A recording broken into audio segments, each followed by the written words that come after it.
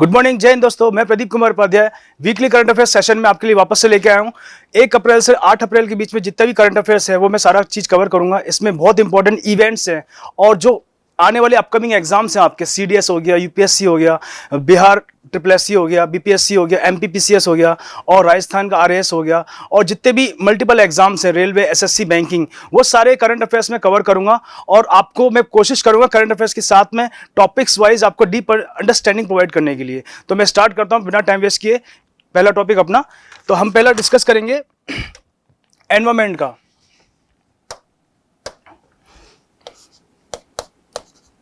आप मेरे साथ नोट बनाते चलेंगे साथ में तो आपको इजी रहेगा।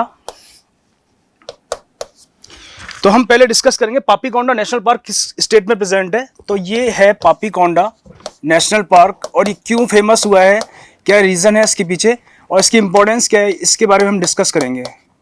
पापीकोंडा नेशनल पार्क, तो सबसे पहले हम बताएंगे आपको ये आंध्र प्रदेश में मौजूद है।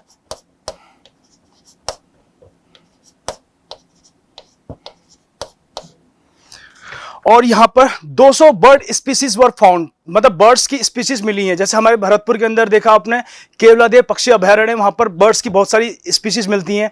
गर्मी के टाइम पे साइबेरियन कंट्रीज से यहां पर पक्षी आते हैं और इसी तरह से ये भी एक बर्ड स्पीसीज के नाम से फेमस है। 200 बर्ड स्पीसीज मिली हैं यहां पर। तो ये आप लिख लेंगे साथ में, ये बहुत इंपॉर्टेंट है, हो सकता है अपकमिंग एग्जाम में पूछ ले आपसे। एक और करंट अफेयर्स में शेयर करना चाहूंगा, आंध्र प्रदेश का जिक्र हुआ है तो तंबाकू बोर्ड कहां पर मौजूद है?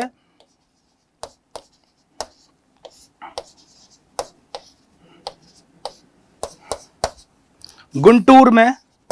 यहां पे सबसे ज्यादा तंबाकू का प्रोडक्शन होता है और लाल मिर्च का प्रोडक्शन होता है। तो गुंटूर जो आंध्र प्रदेश में पड़ता है, इसको भी लिख लेंगे, ये आप पूछ लेगा आपके तंबाकू बोर्ड कहां प्रेजेंट है? गुंटूर में, आंध्र प्रदेश में। नेक्स्ट देखेंगे हम,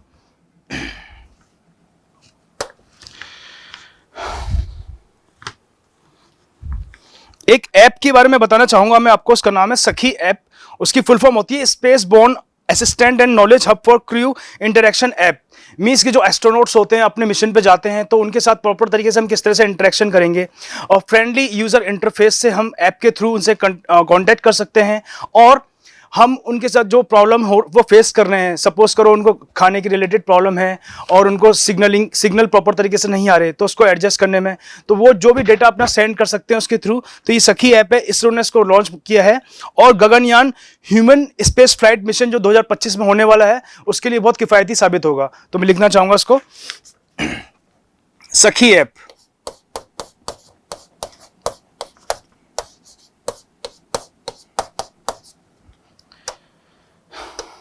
इसकी फुल फॉर्म लिखेंगे आप मेरे साथ में, space borne assistant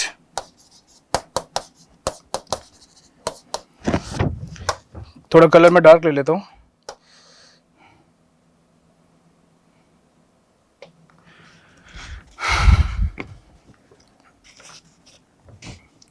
and knowledge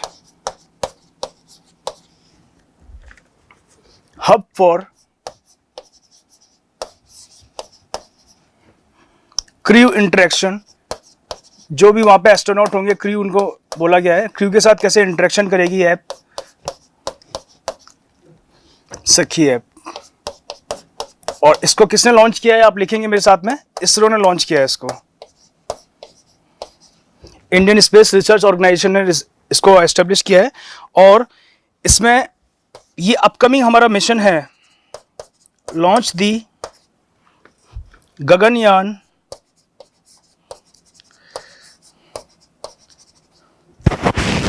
human space flight mission, human space flight mission 2025। आप मेरे साथ में ईयर याद रखेंगे ध्यान से, 2025 में ये स्पेस मिशन लॉन्च होना चाहिए। तो ये इसमें क्या ह्यूमन जाएंगे वहां पे, ऑब्जर्व करेंगे किस तरह से, तो इसके बिहाव पे ये ऐप का बहुत यूज हो सकता है। लिख लेंगे इसको। इसके बेनिफिट्स देखेंगे हम।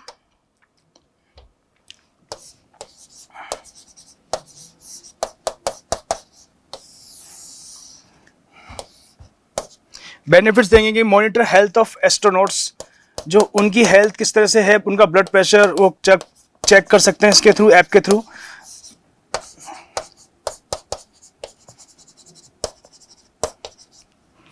और उनसे हम कंटिन्यूसली एक कांटेक्ट बना के रखेंगे, सीमलेस कम्युनिकेशन नेटवर्क।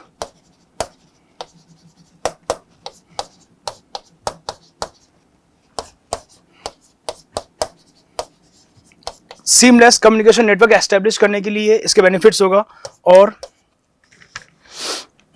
मैनेज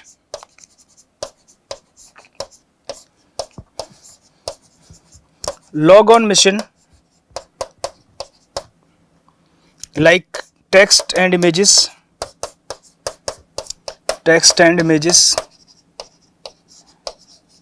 तो ये इसके बेनिफिट्स मैंने ऑलरेडी जिक्र किया हुआ आपके साथ में, इसको लिख लीजिए आप।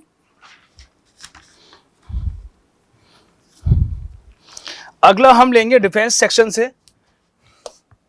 डिफेंस में हाल ही में एक एक्सरसाइज हुई है, किसके बीच में, उसका नाम आपसे पूछ सकता है अपकमिंग एग्जाम्स में, एक्सरसाइज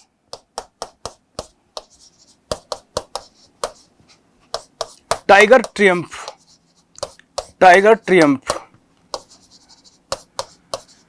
2024। तो ये किसके बीच में कंडक्ट हुई है, बेसिकली इंडिया और यूएसए के बीच में, इंडिया एंड यूएसए के बीच में। और ये बेसिकली इसका उद्देश्य क्या है, इसका ह्यूमैनिटेरियन असिस्टेंस प्रोवाइड करना, मानवीय सहायता प्रदान करना, और आपदा प्रबंधन के नियमों को जानना, उनको कैसे मैनेज करेंगे आपदा प्रबंधन के टाइम पे, डिजास्टर मैनेजमेंट के टाइम पे। तो इसमें दोनों आर्मी ने सीखेंगे किस तरह से हम आपदा प्रबंधन के समय एक मैनेज करके लोगों को प्रोटेक्ट कर सकते हैं। तो ये इसका उद्देश्य थे। इस एक्सरसाइज का नाम है टाइगर ट्रियम्फ। अगला लिखेंगे हम। देखो, मैं आर्मी के बारे में कुछ बताना चाहूंगा। आर्मी के अंदर सिग्नल रेजिमेंट होती है, जिसका अंदर उसका बेसिकली वार कम्युनिकेशन में यूज होता है, कम्युनिकेशन पर्पस के लिए यूज होता है, और इंटेलिजेंस का काम करती है सिग्नल कोर आर्मी के अंदर। तो उसी तरह से आर्मी के अंदर बहुत सारे जो वेपन्स होते हैं, रडार सिस्टम होते हैं, ठीक है, तो वो प्रॉपर तरीके से वायरलेस कम्युनिकेशन और जितना भी नेटवर्क है, नेटवर्क टोपोलॉजी को पूरा एनहेंस करता है आर्मी के एक पर्टिकुलर एरिया में। और किसी टेररिस्ट ऑर्गेनाइजेशन ने या फिर किसी एनिमी कंट्री ने हमारे पास कोशिश करी, तो हमारा रडार सबसे पहला रडार है उसको डिटेक्ट करेगा। और रडार के अंदर मैं बताना चाहूँगा आपको, एयरफोर्स के अंदर, पठानकोट के अंदर में और हिमाचल प्रदेश के अंदर, वहाँ पर प्रॉपर तरीके से हमारा सबसे बड़े लार्जेस्ट रडार सिस्टम है एयरफोर्स के, और वहाँ पे प्रॉपर तरीके से नेविगेशन करता है ताकि कोई इलीगल एक्टिविटीज़ ना हो सके, और एंटी टेररिस्ट एक्टिविटीज़ को कंट्रोल करने के लिए ये यूनिट्स का एस्टेब्लिशमेंट होता है। उसी की तर्ज पर मैं आपको बताना चाहूँगा कि अब आने वाले टाइम पे आप सब जानते ही हैं कि आर्टिफिशियल इंटेलिजेंस और मशीन लर्निंग एल्गोरिथम्स की वजह से जो वार लड़ने की जो स्ट्रेटेजी है बिल्कुल चेंज हो चुकी है।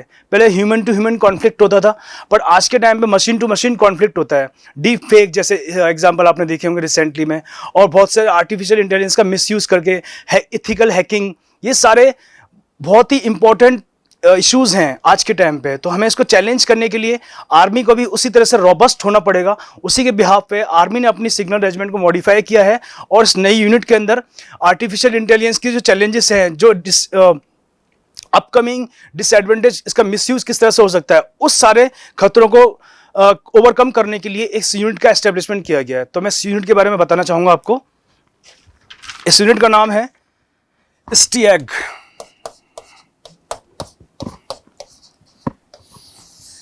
और स्टीएग की फुल फॉर्म क्या है, signal technology and adaptation group unit. इसका चैलेंजेस क्या होगा?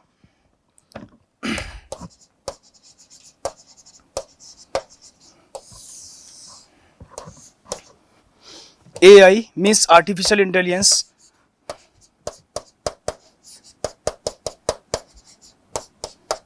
प्रेजेंट सिनेरियो में जो चल रहा है, artificial intelligence electronic warfare system को चैलेंज करना, इलेक्ट्रॉनिक वारफेयर सिस्टम को चैलेंज करना, और 6G नेटवर्क को रोबस्ट करना अपने आर्मी कम्युनिकेशन को।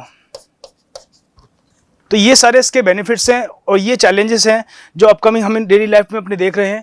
तो टेक्नोलॉजी एडवांसमेंट के साथ साथ ही चैलेंजेस भी बढ़ते आ रहे हैं, तो इनसे टैकल करने के लिए आर्मी की इस न्यूज यूनिट का नाम है। तो स्टेग आप डायरेक्टली पूछेगा आपसे, स्टेग क्या है? एक पर्टिकुलरली एक वारफेयर आर्मी की यूनिट है।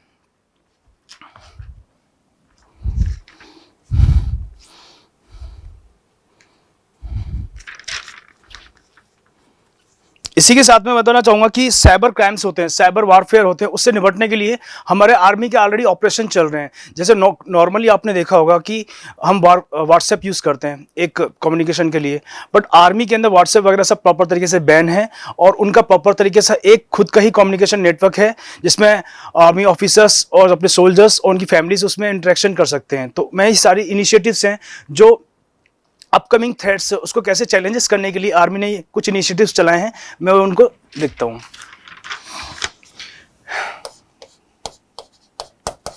Initiatives of Indian army.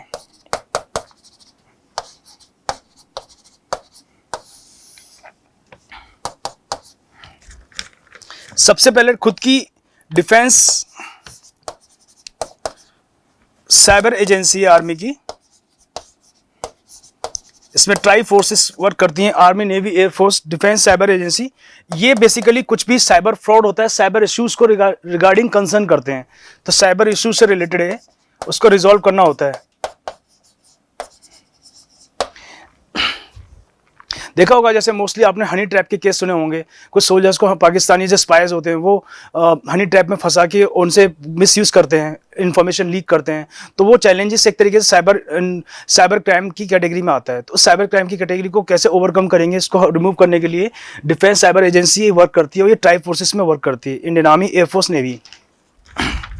अगला देखेंगे हम सेकेंड,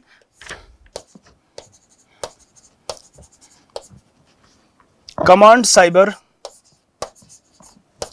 ऑपरेशंस सपोर्ट्स विंग।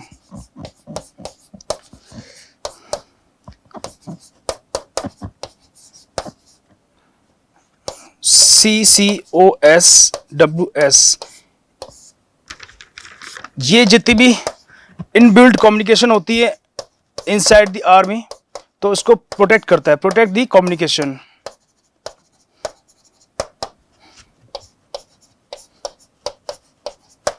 इसका नाम है command cyber operation supports wing. जितनी भी कम्युनिकेशन है उसको प्रॉपर तरीके से प्रोटेक्ट हो रहा है और उसका एनक्रिप्शन करना है, डिकोडिंग। मतलब कहते हैं ना, आपने कभी मैसेज करते हो व्हाट्सएप पे वन पर्सन को अनदर पर्सन, तो वो डिकोड होके वापस से एनक्रिप्टेड लिखा आता है, मीन्स कि आपकी इन्फॉर्मेशन लीक नहीं हुई है, आपने जिसको मैसेज किया है वो उसके थ्रू पहुंचा है और बीच में वो मिसयूज नहीं हुई है। उसी तरह से इसका काम भी यही होता है, प्रोटेक्ट दी कम्युनिकेशन।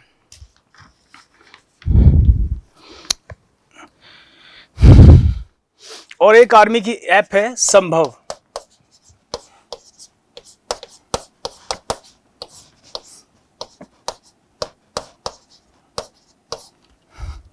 इसका फुल फॉर्म है secure army mobile Bharat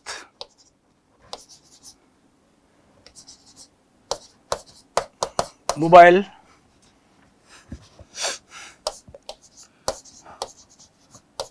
Bharat version handsets.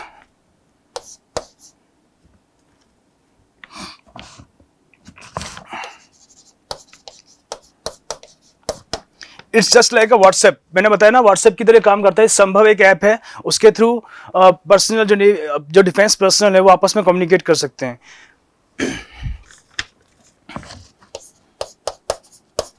And to end secure mobile communication.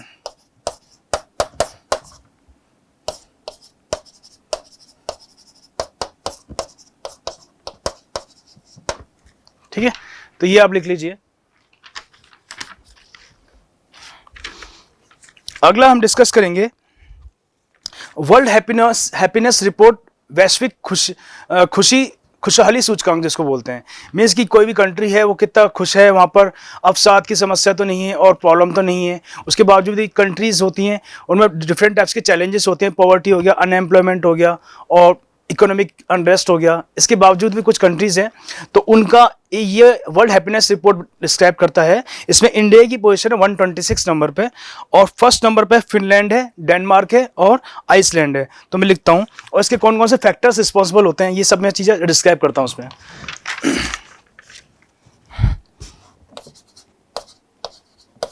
World happiness report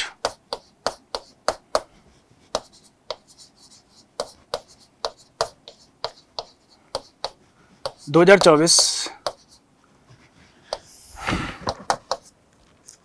इसको पब्लिश कौन करता है? यूएन एसडीएसएन। ये इंपॉर्टेंट है आपके लिए। तो यूनाइटेड नेशंस, इसकी फुल फॉर्म जानेंगे हम। यूनाइटेड नेशन सस्टेनेबल डेवलपमेंट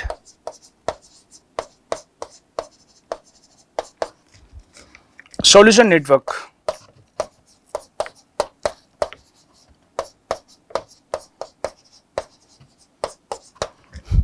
और टॉप 3 कंट्रीज इसमें कौन कौन से हैं? सबसे पहले तो फिनलैंड है, डेनमार्क और आइसलैंड। इंडिया की पोजीशन हम देखेंगे इसके अंदर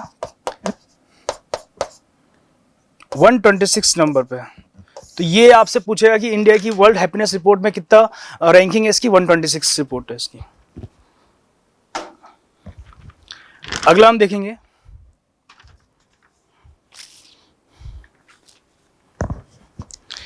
एक सब्सटेंस का नेम बताएंगे आपको, एस्बेस्टस। एस्बेस्टस का यूज कहाँ होता है? ये कुछ भी वन लाइनर एग्जाम्स है, रेलवे, एसएससी, बैंकिंग में पूछ लेता है कि एस्बेस्टस का हम यूज कहाँ करते हैं।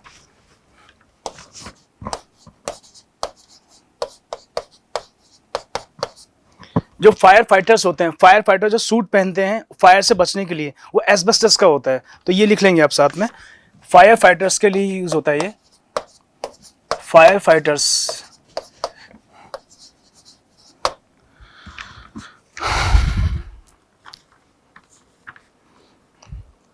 अब मैं आपको एक इंफॉर्मेशन मैपिंग के थ्रू वापस से ले चलता हूँ आपको वर्ल्ड में। एक वर्ल्ड की सैर कराते हैं। बुल्गारिया कंट्री है, तो वहाँ पर हमारी रिसेंटली इंडियन नेवी ने एक वहाँ का बुल्गारियन शिप था रिवेन, उसको हाईजैक होने से बचाया।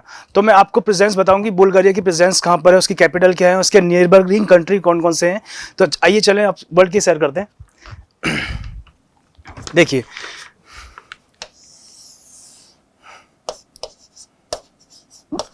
बुल्गारिया की कैपिटल है सोफिया और ये यूरोपियन कंट्री है। और इसके पास में आप जाएंगे तो यहाँ पर पड़ता है नॉर्थ। आप मेरे साथ बनाएंगे तो आपकी खुद की प्रैक्टिस भी होगी और फिर आप इसको मैप में देखोगे तो बहुत अच्छा लगेगा कि हाँ, मैं एग्जैक्टली हमें एक कंट्री के बारे में जानने को मिला। North Macedonia. अगला कंट्री है इसके पास में सर्बिया, और ये बहुत कोल्ड क्लाइमेटिक कंट्रीज हैं यूरोप के। और रोमानिया इसके नॉर्थ डायरेक्शन में। और यहां पर ब्लैक सी है, काला सागर जिसको बोलते हैं हम।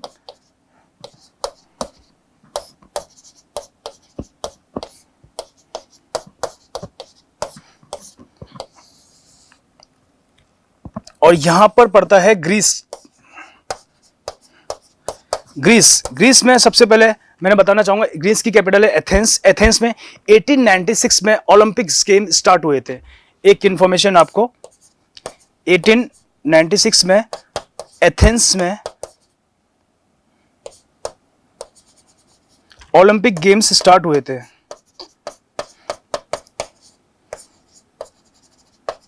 तो ग्रीस यहीं पर है। और इसमें देखेंगे यहां पर एजियन सी,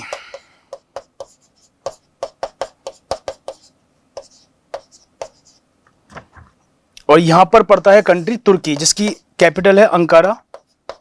अब इसका नाम बदल के तुर्किये हो गया है।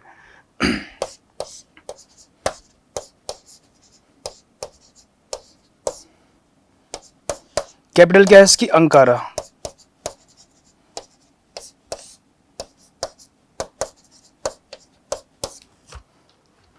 और रेसेप एर्दोगन यहाँ के प्रेसिडेंट हैं तुर्की के। तो आपको बेसिकली ये न्यू कंट्री के बारे में एक जानने को मिला कि बुल्गारिया कहाँ पर प्रेजेंट है, मिडल यूरोप के अंदर प्रेजेंट है, और इसके नियरेस्ट कौन कौन सी बाउंड्रीज है। ब्लैक सी से टच इसकी बाउंड्री है, और एजियन सी से एजियन सी इसको टच नहीं करता है। देखिएगा ग्रीस इसको टच करता है। तो ये बहुत माइनर चीज होती है, सीखने को मिली आप मैपिंग के थ्रू। और मैं ये अब आपके लिए इंपॉर्टेंट इसलिए था क्योंकि इंडियन नेवी में अब मैं बताना चाहूंगा, इंडियन नेवी ने बुल्गारिया के एक जहाज को प्रॉपर तरीके से रेस्क्यू किया हाईजैक होने से। उसका नाम पूछ लेगा आपसे। बैंकिंग में अभी रिसेंटली में एसबीआई पीओ के अंदर एक क्वेश्चन आया था कि सोमालियन पायरेट्स ने एक शिप को लूटा, तो उस शिप का नेम बताइए। ऐसे ऐसे क्वेश्चन आ रहे हैं आजकल। तो देखेंगे हम बुल्गारियन शिप का नाम क्या था।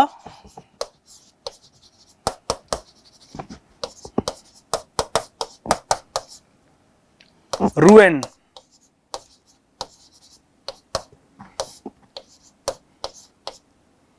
रूएन, ये इस शिप का नाम था। हिंदी इंग्लिश दोनों में लिख दिया मैंने, रूएन। अब मैं बताना चाहूंगा मेजर रिवर्स कौन कौन सी वहां पर बहती हैं। कुछ फिजिकल ज्योग्राफी के बारे में बताना चाहूंगा वहां की। मेजर रिवर्स कौन कौन सी हैं वहां की? डैन्यूब नदी, मारित्सर नदी, स्ट्रूमा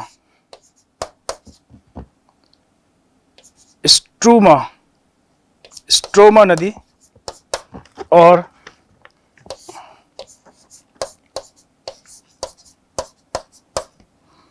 स्कर नदी।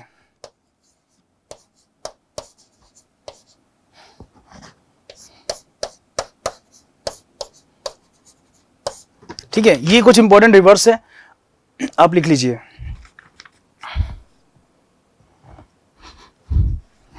और यहां का एक हाईएस्ट माउंटेन पीक है, उसका नाम सीडीएस एग्जाम अभी 21 अप्रैल को होने वाला है, तो उसमें भी पूछ सकता है। Highest point Mount मूसाला।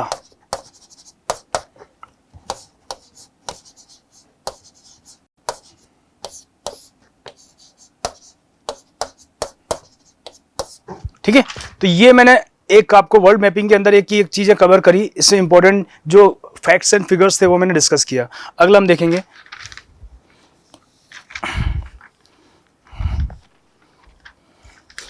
एक रिपोर्ट आई है, state of the global climate 2023 report. इसको पब्लिश किसने किया है? वर्ल्ड मीटेरोलॉजिकल डिपार्टमेंट, वैश्विक मौसम विज्ञान ने इसको, मौसम जो संगठन है उसने इसको एस्टेब्लिश किया है। इसका उद्देश्य यही होता है कि किस तरह से ग्लोबल क्लाइमेट में अफेक्ट हो रहा है, और किस तरह परिवर्तन, जो हमारी जलवायु परिवर्तन किस तरह से हो रही है, तो उसको एक गंभीर प्रयास किए जा रहे हैं उसको रोकने के लिए। तो इसका उद्देश्य ये होता है, मैं लिखना चाहूंगा यहां, आप लिख लेना रिपोर्ट्स।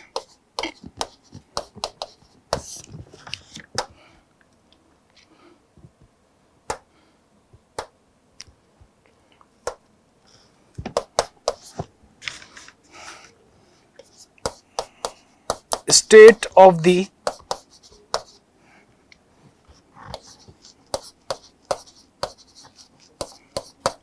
Global climate 2023 report. और इसको पब्लिश कौन करता है? World meteorological department, meteorological organisation.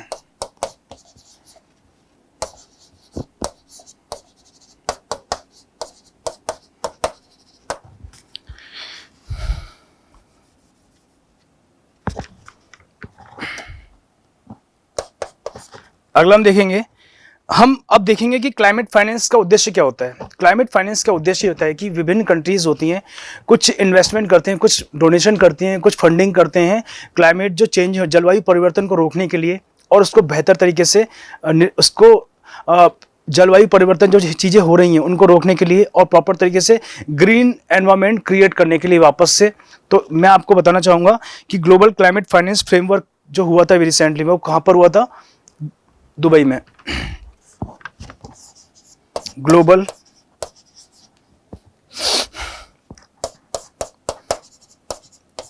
Climate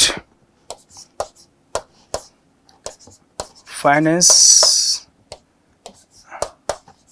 framework ये हुआ था। COP28 की रिसेंटली में समिट हुई थी दुबई में। तो वहाँ पर ये प्रयास किए गए थे, ग्लोबल क्लाइमेट फाइनेंस फ्रेमवर्क बनाया गया था। ये एनवायरमेंट से बहुत इंपॉर्टेंट क्वेश्चंस हैं, आप लिख लीजिए इनको, बहुत इंपॉर्टेंट पॉइंट्स हैं। अभी रिसेंटली में डिफेंस की एक एक्सरसाइज हुई है लास्ट वीक, उसका नाम है IMT ट्राइलेट 2024, और इसमें किस किस कंट्रीज ने पार्टिसिपेशन किया है? इंडिया, तंजानिया और मोजाम्बिक।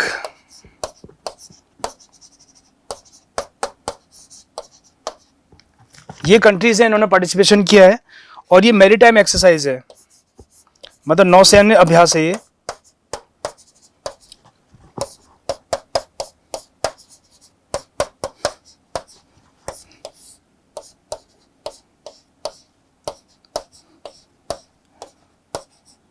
हिंदी में भी लिख रहा हूँ, आपको दोनों मीडियम के स्टूडेंट्स हैं उनको कोई प्रॉब्लम नहीं होती। हालांकि मैं सब कुछ चीज़ें हिंदी इंग्लिश दोनों में सिखाता हूँ, और लिखने में कभी कभार कुछ छूट जाता है, पर आप अपने कमेंट्स में मुझे बता दीजिए कुछ भी कमी लग रही है, मैं उस चीज़ को इम्प्रोवाइज़ कर सकूँ और आपको बेहतर से बेहतर कंटेंट प्रोवाइड कर दूंगा।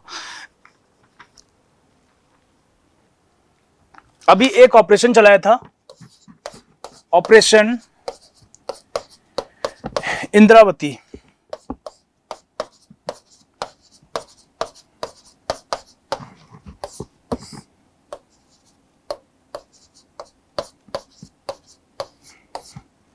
इसका उद्देश्य था कि इंडियंस को ना प्रॉपर तरीके से निकाल के लाना, सेफली निकाल के लाना। हैती कंट्री है, वहाँ से वहाँ पर क्या होता है कि इमरजेंसी सिचुएशन चल रही है वहाँ पर, जो गवर्नमेंट है और कुछ ग्रुप्स है, मिलिट्री ग्रुप्स है, उनमें आपस में क्लैश चल रहा है। तो उन ग्रुप्स को वहाँ पर प्रॉपर तरीके से कंडीशन नॉर्मल नहीं है, तो एक इमरजेंसी की सिचुएशन हो रही है कि वहाँ पे सिविल वॉर टाइप की कंडीशन की वजह से वहाँ पे जो इंडियंस फंसे हुए थे उनको प्रॉपर तरीके से निकाल के लेके आना। तो रिसेंटली में ये ऑपरेशन कंडक्ट किया, इंडियन एयरफोर्स ने किया है ये। तो ऑपरेशन इंद्रावती इसका नाम है, लिख लीजिए।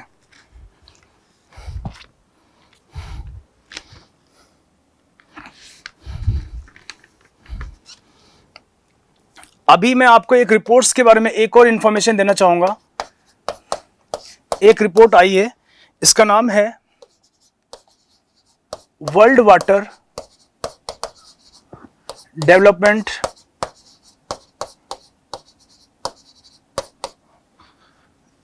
रिपोर्ट 2024।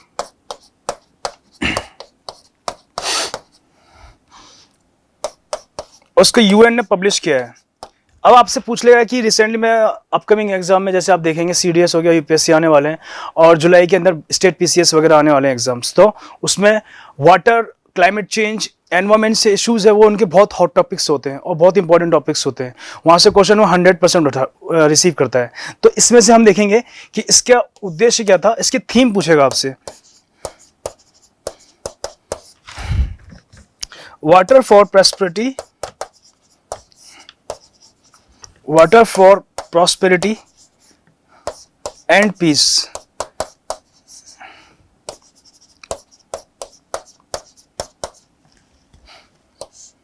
शांति एवं समृद्धि के लिए जल, शांति एवं समृद्धि के लिए जल। हिंदी इंग्लिश मीडियम वाले दोनों स्टूडेंट लिखेंगे साथ में, बहुत इंपॉर्टेंट है ये करंट अफेयर्स। आपको मैं कुछ करंट स्टेटस बताना चाहूंगा कि वाटर की प्रेजेंट कहाँ कहाँ पर मौजूद है। तो उसमें एग्रीकल्चर जो है 70% उसके लिए फ्रेश वाटर प्रेजेंट है, और जो अभी एक लेक है, एक झील है, वो अफ्रीकन कंट्रीज में मौजूद है, बट उसका वाटर रिसोर्स एकदम खत्म होता जा रहा है। और ये डाउन टू अर्थ की एक रिपोर्ट के अंदर, एक मैगजीन आती है डाउन टू अर्थ, उसमें एक रिपोर्ट के अंदर बताया गया है कि लेक जो चार झील है, चार झील पड़ती है अफ्रीकन कंट्रीज में, तो वहां पर मैं एक्सप्लेन करता हूं, रुको।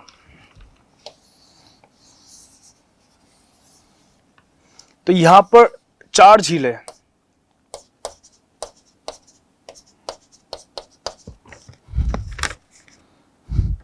नाइजर में। तो ये ना आपसे पूछ लेगा कि इस टाइम पे बहुत इंपॉर्टेंट है, ये ड्राइनेस होती जा रही है, वाटर रिसोर्सेज खत्म हो रहा है क्लाइमेट चेंज एक्शन की वजह से, तो हमें प्रिजर्व के लिए जरूरी है। तो यहां पर आप देखेंगे इसका 90% है ना पानी सूख चुका है इस टाइम पे, और वहां के लोगों के लिए एकमात्र ये आश्रित नदी थी उनके जल उपयोग करने के लिए, चार झील। तो ये यूपीएससी में और स्टेट पीसीएस में क्वेश्चन आने की संभावना अधिक है, क्योंकि आपने देखा होगा अरल सागर भी सूखता जा रहा है, और वो लास्ट टाइम पे यूपीएससी में पूछा था। अब इस टाइम पे ये एग्जाम में आ सकता है कि चार झील कहां पर प्रेजेंट है और ये किसकी वजह से सुर्खियों में बनी हुई है। वाटर से रिगार्डिंग में एक बताना चाहूंगा, एक सस्टेनेबल डेवलपमेंट गोल होता है 6 नंबर पे। 6 नंबर के अंदर ये होता है कि हमें वाटर सबको मिल सके, वाटर ऑल बाय 2030 तक हमारे वाटर की, जल की उपलब्धता की जो संभावना है 2030 तक सबको मिल सके। तो ये सतत विकास गोल है, जल विकास, जल उपलब्धता 2030 तक। सतत विकास लक्ष्यों का जो हमें पूर्ति है होगी, उसमें आपसे पूछ लेगा, जैसे एसडीजी गोल्स, यूपीपीसीएस में ही लास्ट टाइम पे क्वेश्चन पूछा था कि एसडीजी के मैं एक पर्टिकुलर वीडियो भी बनाऊंगा इसके रिगार्डिंग। सस्टेनेबल डेवलपमेंट गोल्स में 6 नंबर पे क्या आता है कि वाटर की अवेलेबिलिटी 2030 तक सबको अवेलेबल हो सके। तो ये लिख लीजिए आप ये।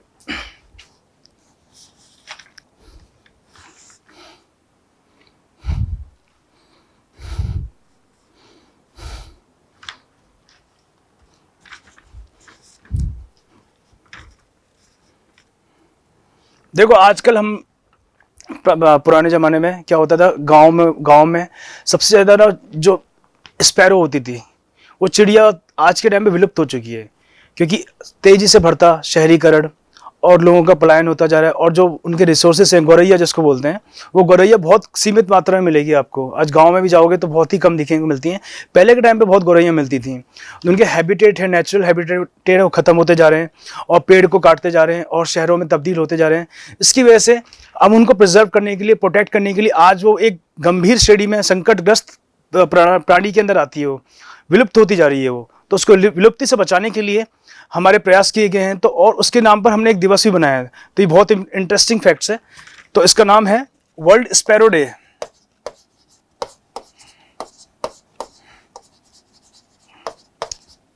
विश्व गौरैया दिवस।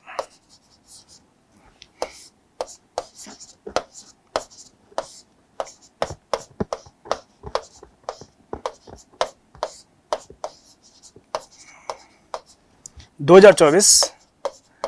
तो आपसे बेसिकली पूछेगा, ये थीम पूछेगा और डेट पूछेगा, किस तारीख को बनाया जाता है। ये 20 मार्च 2024 को बनाई गई थी, और इसकी थीम क्या थी? I love sparrows.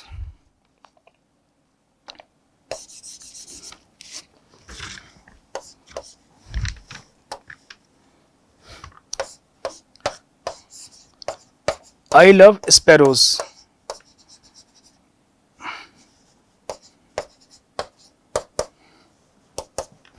तो ये इसकी थीम थी, आप लिख लीजिए इसको।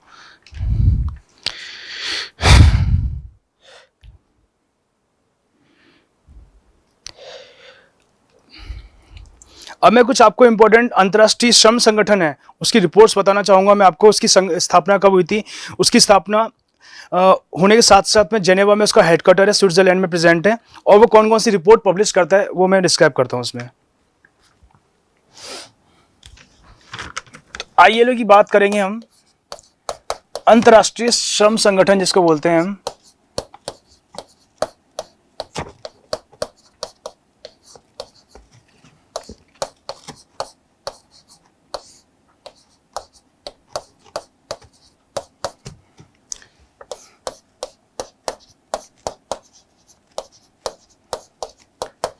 इंटरनेशनल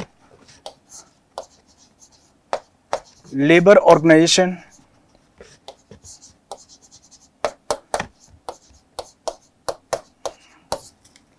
इसका हेडक्वार्टर कहां पर प्रेजेंट है,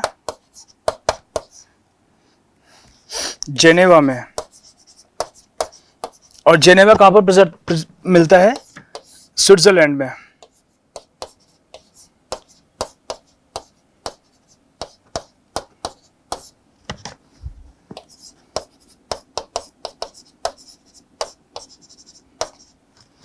और ये इंपॉर्टेंट रिपोर्ट्स पब्लिश जो करता है, मैं उसको आप देखिए, इंपॉर्टेंट रिपोर्ट्स कौन कौन सी पब्लिश करता है ये लो। पहले नंबर पे हम देखेंगे global wage report, global wage report.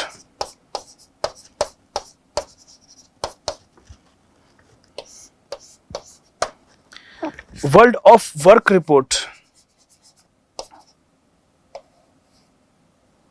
World of work report. तो ये इंपॉर्टेंट जो रिपोर्ट्स हैं वो आईएलओ पब्लिश करता है, आप इसको लिख लीजिए।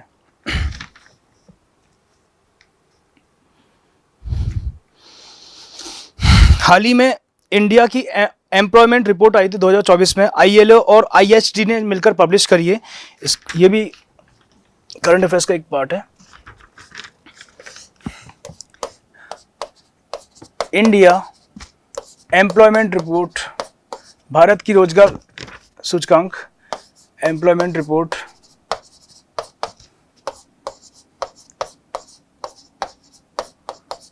दो 2024,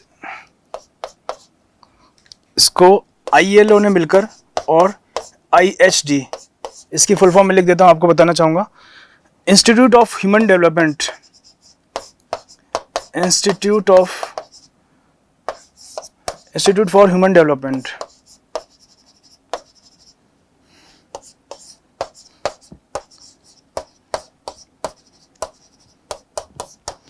तो ये भी लेटेस्ट रिपोर्ट्स है, पूछ सकता है आपसे एग्जाम में।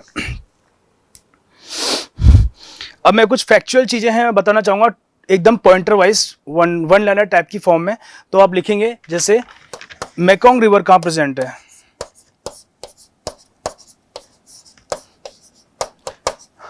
ये करंट बूस्टर्स पॉइंट है। मेकोंग रिवर कहां पर प्रेजेंट है, वियतनाम में। अगला,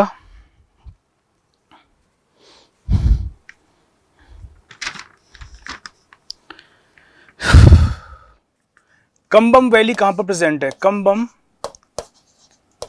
घाटी, जो किसके लिए फेमस है, अंगूर के लिए, अंगूर की खेती के लिए, ग्रेप्स प्रोडक्शन के लिए।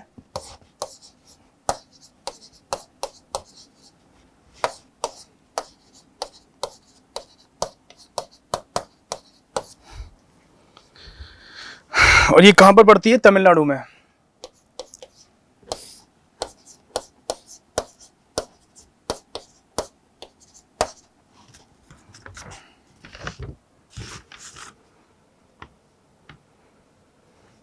ठीक है, अगला देखेंगे हम।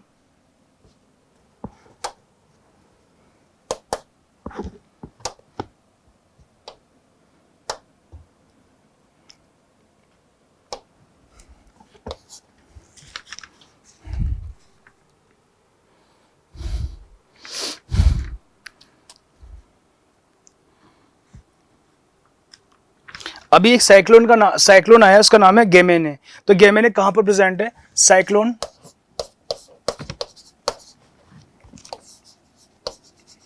गेमेन, ये मेडागास्कर में है। मेडागास्कर एक कंट्री है, वो ईस्ट अफ्रीका में पड़ता है, मेडागास्कर।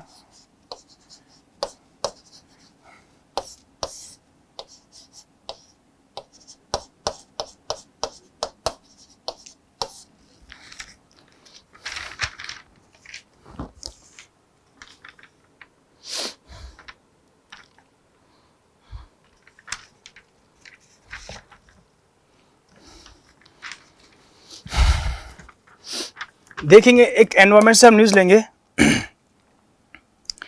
एटूर नगरम, एटूर नगरम वाइल्ड लाइफ सेंचुरी कहां पर प्रेजेंट है? वाइल्ड लाइफ सेंचुरी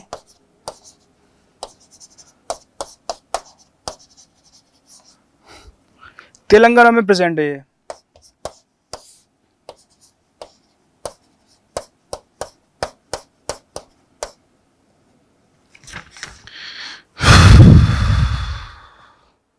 बन्नी घास के मैदान कहां पर प्रेजेंट है?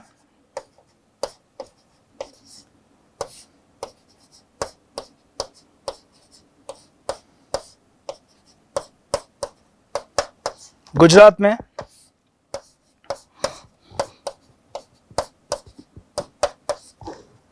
और यहां पर एक जनजाति है मालधारी समुदाय, जो अफ्रीका में किसी टाइम से आया था और यहीं पर आके वो सेटल हो चुका है और वहां के लोकल हो चुके हैं। ये एक समुदाय है मालधारी समुदाय।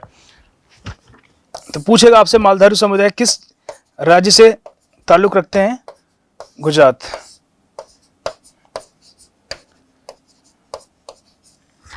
ये लिख लीजिए, कुछ वन लाइनर करंट अफेयर्स हैं।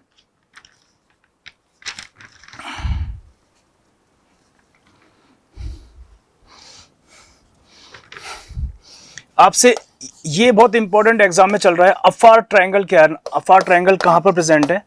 अफार Triangle Horn of Africa, Africa में मौजूद है। हॉर्न ऑफ अफ्रीका, और ये बेसिकली एक भ्रंश घाटी है, ग्रेट रिफ्ट वैली बोलते हैं इसको। देखो अफार ट्रायंगल मींस, एक मैं आपको बताता हूँ, डायग्राम बताता हूँ। भ्रंश घाटी है किस तरह से होता है। सपोज करो ये एक घाटी है और ऊपर में ये दो घाटी हैं, आपस में मिली होती हैं, ये एकदम टुकड़ों में विभाजित होती हैं, बहुत संकरे टुकड़ों में विभाजित होती हैं। इसको बोलते हैं हम भ्रंश घाटी बोलते हैं इसको, ठीक है। तो ये अफार ट्रायंगल है, ये हॉर्न ऑफ अफ्रीका में मौजूद है। इसकी वजह से ये एक धरती को एकदम आपस में दो टुकड़ों में विभाजित होती जा रही है ये, तो ये बहुत चिंता का विषय है। तो ये इससे साइंटिस्ट ने बोला है कि नया एक ओशियन भी इमरजेंस हो सकता है, नया सागर का उत्पत्ति हो सकती है।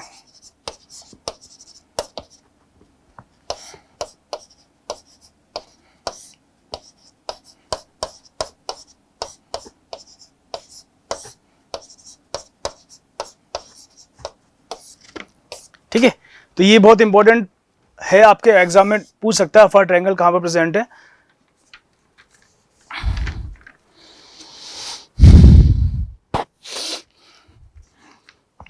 भारत का मसाला बोर्ड कहां पर मौजूद है?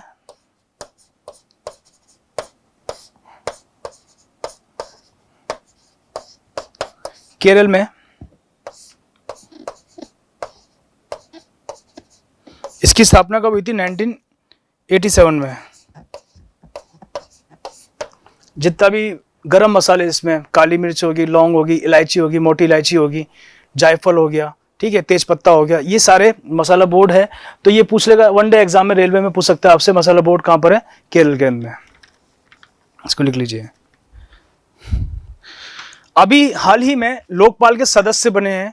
लोकपाल का उद्देश्य क्या होता है? आप जानते हैं कि केजरीवाल की जब गवर्नमेंट आई थी तो उन्होंने कांग्रेस गवर्नमेंट को अपोज करके बोला था कि लोकपाल आना चाहिए, लोकपाल आना चाहिए। लोकपाल का उद्देश्य क्या था? लोकपाल का उद्देश्य ये था कि भ्रष्टाचार को नियंत्रण करना और ऐसे ऑफिसर जो भ्रष्टाचार, जो पॉलिटिशियंस कर रहे हैं, उन पर एक लगाम कसेंगे और प्रॉपर तरीके से उन पर एक्शन लेंगे, चाहे वो मंत्री हो, चाहे कोई ऑफिसर हो। तो लोकपाल का उद्देश्य यही था, उसी उद्देश्य से लोकपाल आए हैं। तो लोकपाल के न्यू मेंबर्स इलेक्ट हुए हैं, मैं बताना चाहूंगा इनके नेम आपको।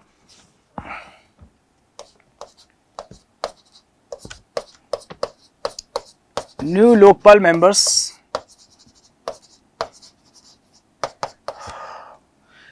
जस्टिस ऋतुराज अवस्थी।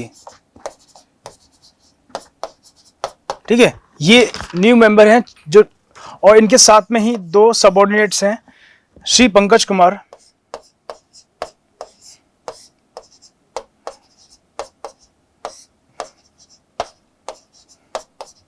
और श्री अजय टिकरे, अजय टिरके।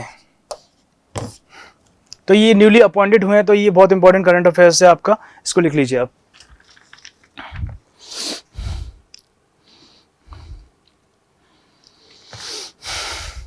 हाल ही में एक चावल की किस्म है, बहुत ही इसकी आरोमा होता है, बहुत खुशबूदार बासमती चावल है, उसका नाम है मुश्की बुद्जी चावल। वो कहाँ पर प्रेजेंट होता है, क्योंकि उसकी जो उत्पत्ति होती है उसको प्रॉपर तरीके से क्लाइमेट चाहिए होता है, ठंडा क्लाइमेट चाहिए होता है, और उसकी जो महक होती है और उसका जो स्वाद होता है बहुत लाजवाब स्वादिष्ट होता है। उसका नाम है मुश्की बुद्जी चावल, और बेसिकली जम्मू कश्मीर श्रीनगर रीजन के अंदर होता है। तो ये इसको जीआई टैग मिला है, तो पूछ सकते हैं आपसे। मुश्क कश्मीरी नाम है, डोगरी नाम है, चावल का नाम दिया है इसका मुश्क बुद्जी, क्योंकि वहां पर डोगरी भाषा बोली जाती है, कश्मीरी भाषा बोली जाती है।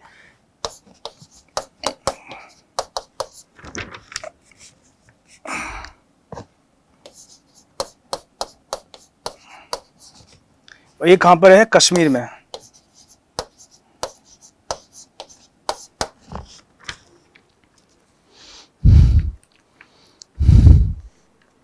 कभी कभार आपसे एग्जाम में पूछ लेगा कि पश्चिमी घाट के संरक्षण के लिए, संवर्धन के लिए कौन कौन से उपाय किए गए थे, और उसकी कमेटी कौन कौन सी है। तो पश्चिमी घाट से रिलेटेड एक कमेटी का नाम है गॉडगिल कमेटी, और डॉक्टर के कस्तूरी रंगन कमेटी। तो ये आप लिख लिए।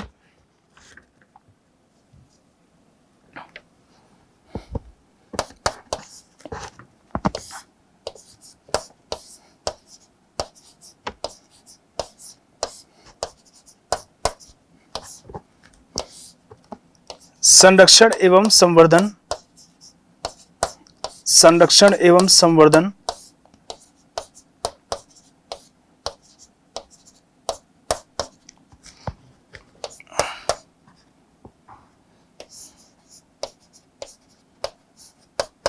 गॉडगिल समिति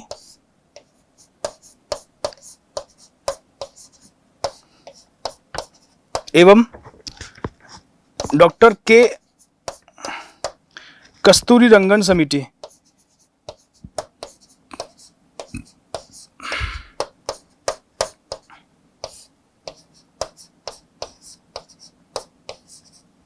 तो ये बहुत इंपॉर्टेंट है, मोस्टली एग्जाम्स में पूछा जाता है हर बार।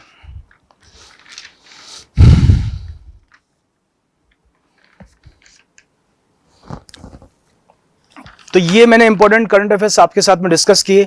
अब ये कुछ मैं 10-15 मिनट के अंदर आपके साथ में डिस्कस करना चाहूँगा कि रिसेंटली मैं प्रीवियस ईयर क्वेश्चंस जितने भी एग्जाम्स हुए जनवरी, फरवरी, मार्च के अंदर में, तो उसमें कौन कौन से इंपॉर्टेंट क्वेश्चन पूछे गए हैं, मैं डायरेक्टली एमसीक्यू ना लिख के डायरेक्टली उसका आंसर के साथ में आपको एक्सप्लेन करूंगा। तो आप, ये बहुत इंपॉर्टेंट है क्वेश्चन, ये आपके अपकमिंग एग्जाम में आने की 101% चांसेस हैं, तो आप इसको जरूर नोट कीजिएगा।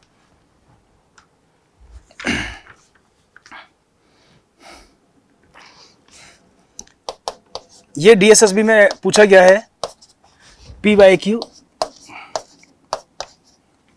Based on latest exam.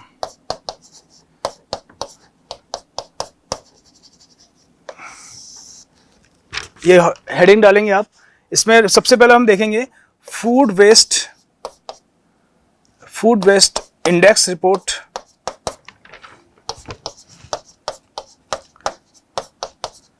2024 किसने पब्लिश करी है, UNEP ने।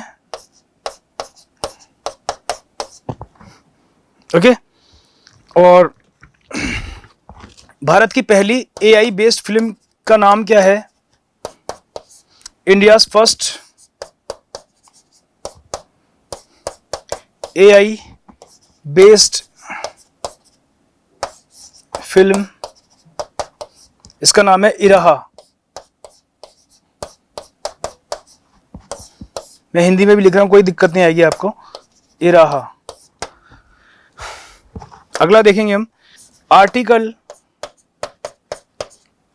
350A किससे रिलेटेड है? एजुकेशन, मातृभाषा में जो शिक्षा की तालीम दी जाती है उससे रिगार्डिंग है ये। तो एजुकेशन इन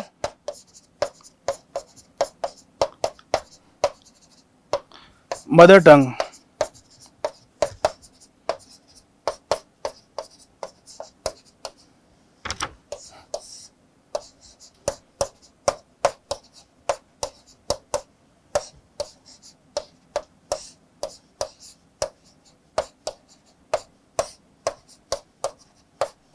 शिक्षा प्रदान हेतु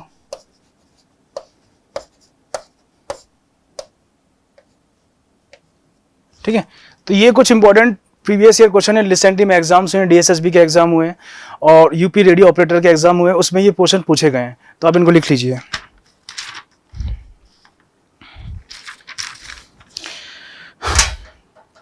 तो इस सेशन में मैंने आपको सब चीज़ें डिस्क्राइब करी प्रॉपर तरीके से, इस वीक में क्या क्या करंट अफेयर्स हुए, और ये बहुत एक न्यू इवेंट मैंने एडअप किया है। आपके जो रिसेंटली में एग्जाम होते चले जाएंगे साथ में वीक में, तो मैं उनको डिस्कस करता चलूँगा। उसमें मल्टीपल जो फॉर्म है, नेशनल इंटरनेशनल, जितना भी एग्जाम, जो भी जिस टाइप का ट्रेंड होगा एग्जाम में क्वेश्चन होगा, वो डायरेक्टली मैं आपको सॉल्व एमसीक्यू लेके आऊँगा। तो आप इसको भी साथ में देखते चलना मेरे साथ में। तो कैसा लगा आपको ये सेशन? आप मुझे अपने सुझाव दीजिए। और हमारा रेज्यूमेक्स डिवीज़न है, उसमें हमारे बहुत सारे मल्टीपल जो कोर्सेज हैं वो चल रहे हैं, आप ऑनलाइन बैच भी ले सकते हैं हमारा।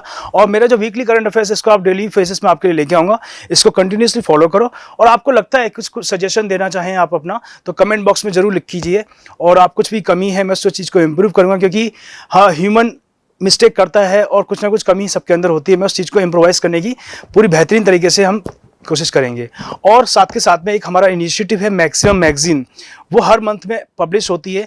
आप इंडिया के किसी भी कोने में, चाहे जम्मू कश्मीर से लेकर कन्याकुमारी के बीच में, गुजरात से लेकर गुवाहाटी तक, असम से लेकर और अंडमान निकोबार, कहीं भी होंगे आप, किसी भी आइलैंड पर भी होंगे, और आप बस, हमारा एक एड्रेस है और फ़ोन नंबर है, उस पर आप कांटेक्ट कीजिए। आपको घर बैठे आपको मैक्सिमम मैगजीन मिल जाएगी। और आपका करंट अफेयर्स की जिम्मेदारी मेरी है, आपको कोई भी करंट अफेयर्स सिंगल छूटेगा नहीं। बस उस मैगजीन है वो उसको फॉलो कर सकते हैं। और आपको फ्री में पीडीएफ पढ़नी है तो रेज्यूमेक्स डिवीज़न की एक ऐप है, उसको डाउनलोड कीजिए। उसमें हिंदी इंग्लिश दो सेपरेट है मीडियम, उसमें जिस मीडियम में आपको पढ़ना चाहें तो पीडीएफ आप पढ़ सकते हो। पर मेरा मानना ये होता है कि मोबाइल की हम हैबिट कम डालें और अपने पास एक ना हार्ड कॉपी रहती ना, तो वो हर चीज़ अच्छी होती है। उसमें प्रीवियस ईयर क्वेश्चन भी पेपर डाला है हमने, प्रैक्टिस सॉल्व डाले, पजल डाली हैं, बहुत अच्छे अच्छे उसमें स्पेशल कवरेज डालते हैं हम, कवर स्टोरी डालते हैं, तो बहुत बेहतरीन तरीके से आपकी नॉलेज को एनहेंस करेगी। तो मेरे हिसाब से हार्ड कॉपी बेस्ट रहती है। आप कहीं भी हैं तो आप उसको एक बार फ़ोन कीजिए, आपके पास आपके डोर स्टेप पे वो मैगजीन आपको आएगी। ओके, और साथ के साथ अपना वीकली करंट अफेयर्स है, इसको फॉलो कीजिए। और हमारे गिरधर सर का डीएनए एक हिंदू न्यूज़पेपर एनालिसिस है, उसको भी कंटिन्यूस देखते रहिए। उसकी आपकी कॉन्सेप्चुअल क्लैरिटी होती रहेगी, ये इसमें आपका करंट अफेयर्स अपडेट रहेगा। तो उम्मीद करता हूं आप सबको मेरा सेशन अच्छा लगा होगा। Thank you very much. जय हिंद दोस्तों।